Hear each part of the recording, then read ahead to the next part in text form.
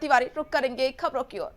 पश्चिम बंगाल के पहले चरण में रिकॉर्ड 92% से अधिक मतदान ने चुनावी पंडितों और राजनीतिक दलों को हैरान परेशान कर दिया है। पहले चरण में हुए मतदान ने पिछले सारे रिकॉर्ड ध्वस्त कर दिए हैं।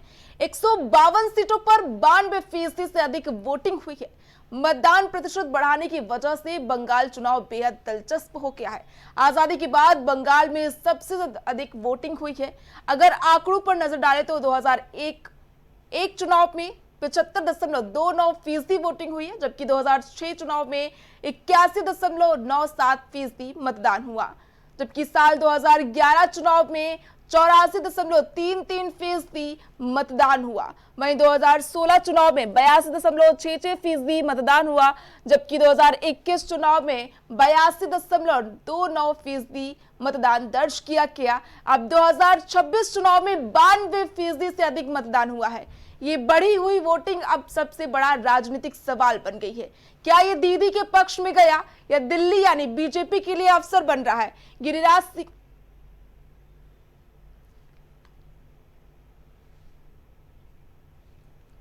रिकॉर्ड वोटिंग ने बढ़ाई बंगाल में हलचल।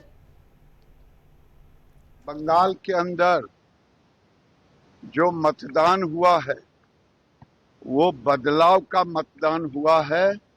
अब एमराज गया, अब रामराज आएगा। सर टीएमसी कार्यकर्ताओं ने दौड़ा कर पीटा है। इसीलिए तो कह रहा हूँ, गुंडा राज गया, एमराज गया, एम का राज गया, अब रामराज आया। अच्छा हुआ, इलेक्शन कमीशन एक्टिव था, पैरामिलिट्री फोर्स एक्टिव था, जनता के बीच जागरूक आया। अच्छा ही हुआ, 90% तो पोलिंग यहाँ हो गया। ये बड़ा माने ये है, बहुत भारी योगदान है मतदाता। ये तो बहुत ये एंटी सोशल है, ये खास कम्युनिटी का गुंडा है। ममता बनर्जी द्वारा प्रोटेक्शन में और पुलिस का संरक्षण में एक भद्रलेख के ऊपर चोट लगा। जिस तरीके से कैमरे का सामने उनके ऊपर आक्रमण हुआ, उसको मैं घोर निंदा करता हूँ। पश्चिम बंगाल फेज 1 में 91.78% मतदान पर पूर्णिया से निर्दलीय सांसद पप्पू यादव ने कहा, बंगाल क्रांति का प्रदेश है, वो बिहार और यूपी नहीं है। यहाँ सिर्फ एक दूसरे को गाली गलौज किया जाता है। बंगाल ने देश का दिल जीता है, बंगाल से ही भारत जीता जाएगा। भाजपा को जनता ने नकार दिया है। सुनते हैं पप्पू यादव ने क्या कुछ कहा।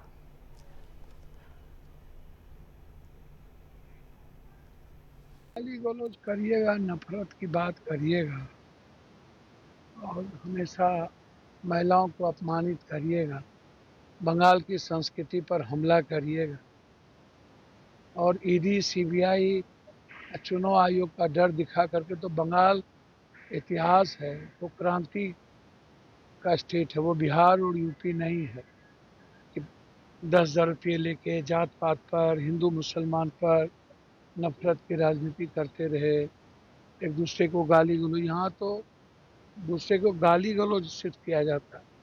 वो तो बंगाल है और बंगाल ने दिल जीता है देश का, बंगाल से ही भारत जीता जाएगा। अपने नतीजों से पहले बंगाल में सियासी जंग और तेज होगी, क्योंकि ये बम्पर मतदान ही तय करेगा दीदी का किला बचेगा या फिर बंगाल में कमल खिलेगा। दीदी का गढ़ बचेगा, क्योंकि पश्चिम बंगाल में इतने सालों में पहली बार जो है मतदान, बम्पर मतदान किए गए। मतदाताओं में एक तरफ भारी उत्साह देखने को मिला। यही उत्साह बता रहा है कि किस तरह से पश्चिम बंगाल में जो है रिकॉर्ड तोड़ मतदान किए गए हैं। आपको बता दें कि रिकॉर्ड तोड़ मतदान ने बंगाल की सियासत में बड़ा हलचल मचा दिया है, क्योंकि यही मतदान तय करेगा कि आखिर बंगाल की सत्ता पर कौन काबिज होगा, कि दीदी का किला बचेगा या फिर एक बार बंगाल नया इतिहास रचते हुए बीजेपी का कमल खिलाएगा। क्योंकि बम्पर मतदान किए गए हैं पश्चिम बंगाल में, 92% से अधिक वोटिंग जो है का ये रिकॉर्ड तोड़ जो इतने सालों में पश्चिम बंगाल में विधानसभा के चुनाव हुए हैं, इतने सालों में सबसे बड़ा रिकॉर्ड तोड़ जो है मतदान किया गया है। रिकॉर्ड वोटिंग ने बंगाल में सियासी हलचल को तेज कर दिया है। अब सवाल यही उठ रहा है कि इस बार क्या बंगाल इतिहास रचेगा, नया कीर्तिमान जो है बंगाल की ओर से स्थापित किया जाएगा, कि नया कीर्तिमान जो है बंगाल में रचा जाएगा। मैं इस पर वार पलटवार का भी दौर जारी है। पप्पू यादव का बयान भी सामने आया। उन्होंने कहा कि बंगाल क्रांति का प्रदेश है, वो बिहार और यूपी नहीं है।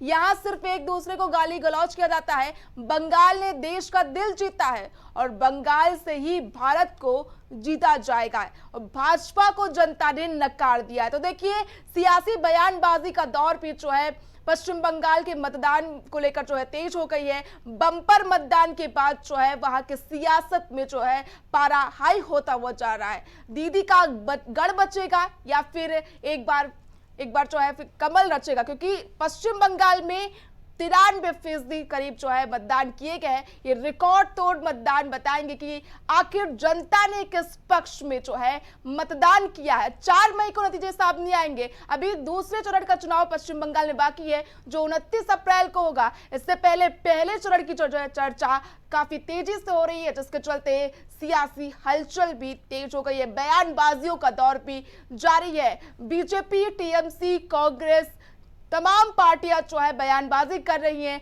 सभी लोग जो है जीत का दावा कर रहे हैं कि पहले चरण में जो मतदान है वो उन्हीं के पक्ष में किए गए हैं। तो देखिए, सवाल यही है कि मतदान जो किया गया, बम्पर मतदान पश्चिम बंगाल में किया गया है, वो किसके पक्ष में किए गए हैं, ये तो आने वाले 4 तारीख को ही पता चलेगा। अभी दूसरे चरण का दौर भी बाकी है। 29 अप्रैल को पश्चिम बंगाल में जो है मतदान किए जाएंगे। उसमें भी क्या नया कीर्तिमान जो है मतदान में दर्ज किया जाएगा, नया इतिहास जो है सामने आएगा और यही मतदान बताएगा कि आखिर बंगाल की सत्ता में एक बार क्या फिर दीदी आएंगी या फिर नया इतिहास रचते हुए भाजपा का कमल जनता खिलाएगी।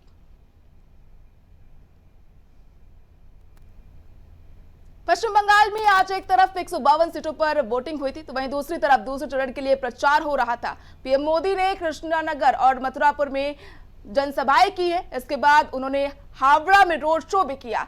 जनसभा को संबोधित करते हुए प्रधानमंत्री मोदी ने कहा कि जनता ने तय कर लिया है कि 4 मई को परिणाम नहीं परिवर्तन आएगा। टीएमसी हारेगी, भाजपा का भरोसा जीतेगा। अब का मतदान सभी पुराने रिकॉर्ड तोड़ रहा है। मैं यहाँ परिवर्तन की आंधी देख रहा हूँ। उन्होंने आगे कहा कि बंगाल की धरती मां दुर्गा को पूजती है, लेकिन टीएमसी ने महिला आरक्षण के खिलाफ वोटिंग की है। टीएमसी की सरकार में गुंडों और बलात्कारियों को खुला संरक्षण मिला हुआ है। बंगाल की बेटियां ये अत्याचार कभी भूल नहीं सकती हैं। तो देखिए, जहां एक तरफ पहले चरण के लिए मतदान किए जा रहे थे, तो वहीं दूसरी ओर प्रधानमंत्री नरेंद्र मोदी जो है चुनावी हुंकार भरते हुए नजर आए और लगातार टीएमसी पर हमला बोला। उन्होंने भरोसा जताया है कि इस बार जो है बंगाल में परिवर्तन की लहर चल रही है और 4 मई को नया परिवर्तन जो है बंगाल में देखने को मिलेगा। टीएमसी हारेगी और बीजेपी का जो है भरोसा जीत जाएगा। हावड़ा में प्रधानमंत्री नरेंद्र मोदी ने एक और जहां रोड शो किया, तो बंगाल में 23 तारीख को एक तरफ जहां मतदान किए जा रहे थे, पहले दौर का मतदान चल रहा था, तो वहीं दूसरी तरफ प्रधानमंत्री नरेंद्र मोदी 29 अप्रैल के लिए चुनावी जनसभाएं कर रहे थे, अपनी ताकत झोंकते हुए नजर आ रहे थे। चुनावी जनसभाएं की गई, उनकी तरफ से रोड शो किया और बड़ा बयान भी पीएम की ओर से दिया गया है। उन्होंने कहा कि इस बार बंगाल में परिवर्तन की लहर चल रही है। 4 मई को यहाँ की जनता परिवर्तन करेगी और भाजपा की सरकार बनाएगी। तो देखिए, बंगाल में 4 मई को परिवर्तन आएगा, ऐसा प्रधानमंत्री नरेंद्र मोदी ने अपने संबोधन में कहा और ये भी कहा कि टीएमसी हारेगी और भाजपा का भरोसा जीत जाएगा। इसके अलावा प्रधानमंत्री ने क्या कुछ कहा, आइए सुनाते हैं। आप लिख करके रखिए, वो तारीख है 4 मई। मैं टीएमसी के गुंडों से भी कहना चाहता हूं, 4 मई ये टीएमसी के सिंडिकेट और महाजंगल राज की एक्सपायरी डेट है। 4 मई के बाद इस लूट का पूरा हिसाब होगा और काटमानिर खेला चोलबेना, काटमानिर खेला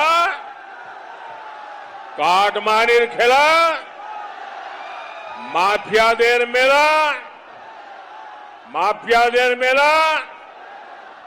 साथियों, मथुरापुर और ये क्षेत्र समुद्र किनारे बसा है।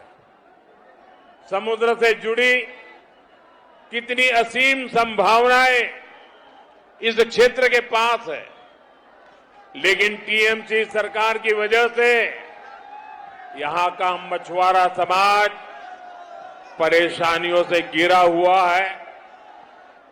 यहां कोल्ड स्टोरेज की अच्छी सुविधाएं नहीं है। हमारे मछुआरा भाई बहन इतनी मेहनत करते हैं, उन्हें जो आय हो सकती है वो नहीं मिलती है, क्योंकि समंदर में टीएमसी की प्राथमिकता ही दूसरी है। यहां समंदर के जरिए तस्करी और स्मगलिंग के कारोबार चल रहे हैं। गोल्ड की तस्करी, ड्रग्स की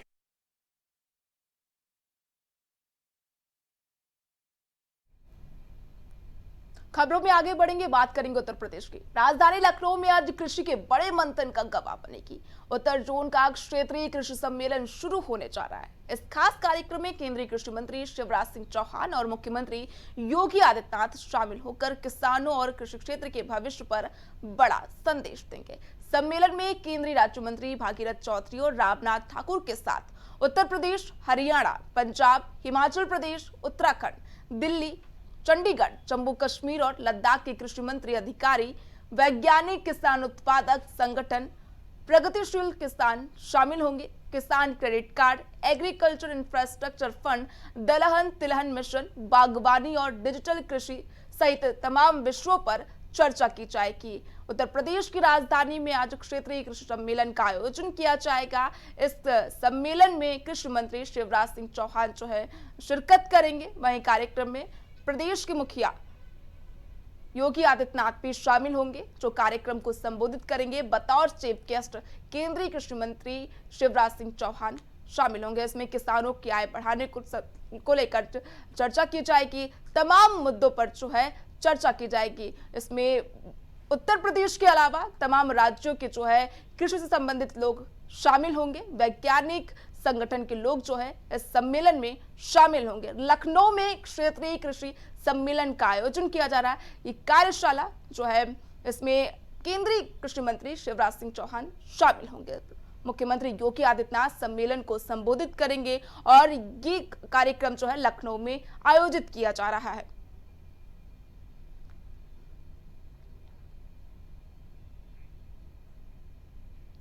व्हाइट हाउस में अमेरिकी राष्ट्रपति डोनाल्ड ट्रंप की अध्यक्षता में एक महत्वपूर्ण बैठक के बाद इजराइल और लेबनान अपने सीज फायर को 3 हफ्तों के लिए और बढ़ाने पर सहमत हो गया है।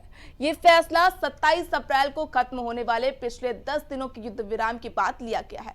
ओवल ऑफिस में इस पर चर्चा हुई। इजरायली और लेबनानी राजदूतों के साथ उपराष्ट्रपति जेडी वेंस और विदेश मंत्री मार्को रूबियो भी शामिल थे। ट्रंप ने संकेत दिया है कि वो जल्द ही प्रधानमंत्री नेतन्याहू, लेबनानी राष्ट्रपति जोसेफ औन को शांति समझौते के लिए अमेरिका आमंत्रित करेंगे। हालांकि ये समझौता चुनौतीपूर्ण समय में हुआ है, क्योंकि हालिया हमलों में पत्रकार सहित कई नागरिकों की मौतें हो गई हैं, जहां लेबनान अपनी सीमा से इजरायली सेना की वापसी चाहता है, तो वहीं इजराइल की प्राथमिकता हिजबुल्लाह को कमजोर करना है। राष्ट्रपति डोनाल्ड ट्रंप ने भरोसा जताया है कि इस विस्तारित अवधि के दौरान क्षेत्र में स्थायी शांति स्थापित करने की प्रबल संभावना है। तो देखिए, इजराइल लेबनान सीज फायर को आगे बढ़ा दिया गया है। 21 दिनों का सीज फायर जो है बात हो गई है इस पर, और लेबनान इजराइल सीज फायर को 3 हफ्तों के लिए बढ़ा दिया गया है। 21 दिनों का सीज फायर विस्तार। राष्ट्रपति डोनाल्ड ट्रंप ने जो है भरोसा जताया है कि इस विस्तारित अवधि के दौरान क्षेत्र में स्थायी शांति स्थापित करने की प्रबल संभावना है। 10 दिनों का सीज फायर था, इसको आगे बढ़ा दिया गया, 3 हफ्तों के लिए कर दिया गया, यानी कि 21 दिनों का सीज फायर विस्तार कर दिया गया है। आपको बताते चले कि यह समझौता चुनौतीपूर्ण समय में हुआ है, क्योंकि हालिया हमलों में पत्रकार सहित कई नागरिकों की मौत हो गई है, जहां लेबनान अपनी सीमा से इजरायली सेना की वापसी चाहता है, तो इस मामले में इजरायल की प्राथमिकता हिजबुल्लाह को कमजोर करना है। राष्ट्रपति ट्रंप ने भरोसा जताया है कि इस विस्तारित अवधि के दौरान क्षेत्र में स्थायी शांति स्थापित करने की प्रबल संभावना है।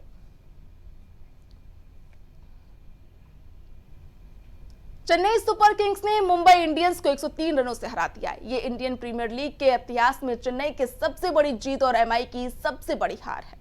मुंबई की टीम अपने घरेलू मैदान पर खेल रही थी, लेकिन चेन्नई ने वानखेड़े मैदान पर खेलते हुए मुंबई को उसी के घर पर रौंद डाला है। सीएसके ने पहले बल्लेबाजी करते हुए 207 रन बनाए थे, जिसमें संजू सैमसन की शतकीय पारी शामिल रही। इसके जवाब में मुंबई की टीम पूरे 20 ओवर भी नहीं खेल पाई और 104 रनों पर सिमट गई, ऑल आउट हो गई। सीएसके ने आईपीएल में मुंबई इंडियंस को रनों के सबसे बड़े अंतर से हराने का रिकॉर्ड दर्ज कर लिया है। आईपीएल में इससे पहले मुंबई की सबसे बड़ी हार 87 रनों की थी, जो साल 2013 में राजस्थान रॉयल्स के खिलाफ मिली थी। वहीं चेन्नई के खिलाफ अब तक मुंबई की सबसे बड़ी हार 48 रनों की थी, लेकिन सीएसके ने उस अंतर को बेहतर करते हुए मुंबई इंडियंस को 103 रनों से हरा दिया है, 103 रनों से मात दे दी है।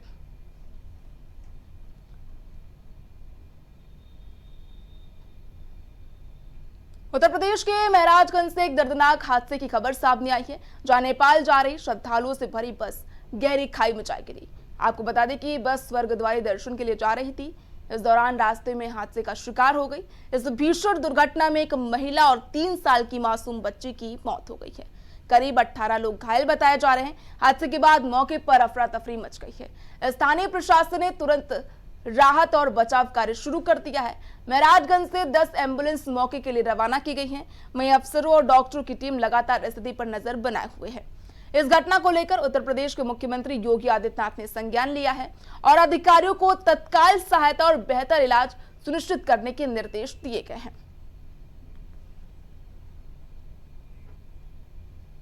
देखिए, यहाँ से हमारे तहसील सदर में गांव सेमरा राजा है। यहाँ से श्रद्धालु जो लगभग 20 की संख्या में थे श्रद्धालु, वो गए थे नेपाल राष्ट्र के जो लुम्बिनी प्रांत में प्युठान जनपद में एक जगह स्वर्गद्वारी, वहाँ पर गए थे तीर्थ यात्रा के लिए। और वो वहाँ पे भिंगरी नाम के जगह पे बस का दुर्घटनाग्रस्त हो गई, बस खाई में गिर गई। जो बस नेपाल की थी और बस चालक भी नेपाल का था। और वो जैसे ही सूचना प्राप्त हुई है जनपद में, हम लोगों ने तत्काल वहाँ पे नेपाल में रूपंदेही संबंधित जनपद के सीडीओ से संपर्क किया है और सभी जितने हमारे जनपद के घायल हैं उनको लुम्बिनी सिटी हॉस्पिटल में तत्काल भर्ती कराया गया है। माननीय मुख्यमंत्री जी के निर्देशों के क्रम में तत्काल जनपद प्रशासन ने अपने यहाँ से 10 एम्बुलेंस, जिसमें कि 4 एडवांस लाइफ सपोर्ट सिस्टम के साथ है एम्बुलेंस, मैं चिकित्सक वहाँ पे भेजा गया है। जो हमारे सीमावर्ती तहसील के उप जिलाधिकारी हैं नवीन, उनको तत्काल वहाँ पर मौके पर भेजा गया है तहसील की टीम के साथ। थाना भिटौली क्षेत्र के अंतर्गत गांव सिमरा राजा के 21 व्यक्ति एक बस में ड्राइवर सहित नेपाल में स्वर्गद्वारी धाम भ्रमण के लिए जा रहे थे। रास्ते में उनकी बस का एक्सीडेंट हो गया, जिसमें इंजरीज हुई और उसमें 2 लोगों की मृत्यु हुई। उन 2 व्यक्ति का नाम, एक का नाम निर्मला मौर्य है जिनकी उम्र लगभग 30 वर्ष है और एक 4 वर्ष की बच्ची है। तत्काल ही लोकल एडमिनिस्ट्रेशन से कोऑर्डिनेट करके एम्बुलेंसेस, डॉक्टर सहित और एसडीएम और सीओ को तत्काल मौके पर भेजा गया। इंडियन कॉन्सुलेट जो वहाँ पर स्थित है उनसे भी लगातार कोऑर्डिनेशन किया जा रहा है और लोकल नेपाली एडमिनिस्ट्रेशन और पुलिस से कोऑर्डिनेट करके जो भी इंजर्ड इंडियंस हैं उनको सहायता प्रोवाइड की जा रही है। इंजर्ड इंडियंस वहाँ पे लुम्बिनी सिटी हॉस्पिटल में एडमिट है, उनको पूरी तरीके से यहाँ से रिलीफ भी प्रोवाइड किया जा रहा है। अन्य विधिक कार्य नई दिल्ली के करोल बाग इलाके में फायरिंग हो गई। बता दें कि कालका दास चौक के पास देर रात फायरिंग की घटना से इलाके में सनसनी फैल गई। जानकारी के मुताबिक सेंट्रल दिल्ली की फैज रोड इलाके में आज तड़के करीब 2:30 से 3 बजे के बीच गोलीबारी की सूचना मिली। इस घटना में एक व्यक्ति घायल हुआ है, जिसे इलाज के लिए अस्पताल में भर्ती कराया गया है। घटना की सूचना मिलते ही पुलिस मौके पर पहुंची और पूरे इलाके को घेर लिया गया है। इसके साथ ही फॉरेंसिक टीम भी घटनास्थल पर पहुंचकर सबूत जुटाने में जुटी हुई है, जिससे फायरिंग के कारणों और आरोपियों का पता लगाया जा सके। फिलहाल पुलिस आसपास के सीसीटीवी फुटेज खंगाल रही है और हर मामले की हर एंगल से जांच की जा रही है। देखिए, देर रात दिल्ली में फायरिंग हो गई है, करोलदास में फायरिंग हुई है, फैज रोड इलाके में गोलाबारी की घटना, फायरिंग में एक व्यक्ति गंभीर रूप से घायल हो गया। वही मौके पर पहुंची फॉरेंसिक टीम और पुलिस ने जो है जांच पड़ताल शुरू कर दी है। फायरिंग होने से इलाके में सनसनी फैल गई है। फैज रोड इलाके में गोलाबारी की घटना सामने आई है, जहां पर एक व्यक्ति इस फायरिंग में गंभीर रूप से घायल हो गया। वहीं मौके पर पहुंची पुलिस मामले की तफ्तीश में जुट गई है। फॉरेंसिक टीम जो है वो साक्ष्य जुटा रही है और मामले की जांच पड़ताल में जुट गई है।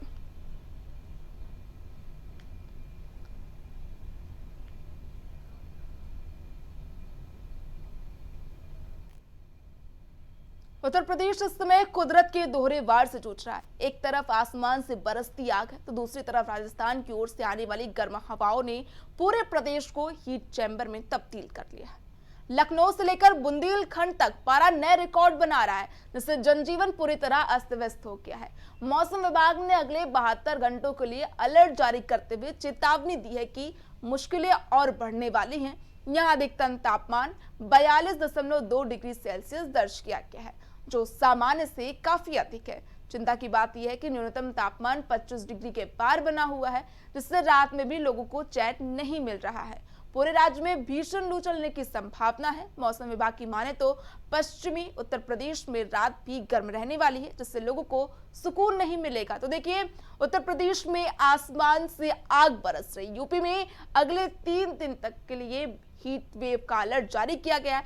आईएमडी का हीट वेव को लेकर अलर्ट जारी किया गया है। मौसम विभाग ने कहा है कि दोपहर के समय कोशिश करें कि आप घर पर ही रहें, बाहर ना निकले, क्योंकि कड़क और चटक धूप के चलते लोग परेशान हो रहे हैं। राहगीरों को भी परेशानियां हो रही हैं। यूपी में अगले 3 दिन के लिए भीषण हीट वेव का अलर्ट जारी किया गया है। रात में भी गर्मी का प्रकोप देखने को मिल रहा है, जिसके चलते लोगों को रात में भी राहत नहीं मिल रही है, लोगों को सुकून नहीं मिल रहा है। आसमान से लगातार आग बरस रही है। उत्तर प्रदेश में गर्मी का कहर देखने को मिल रहा है।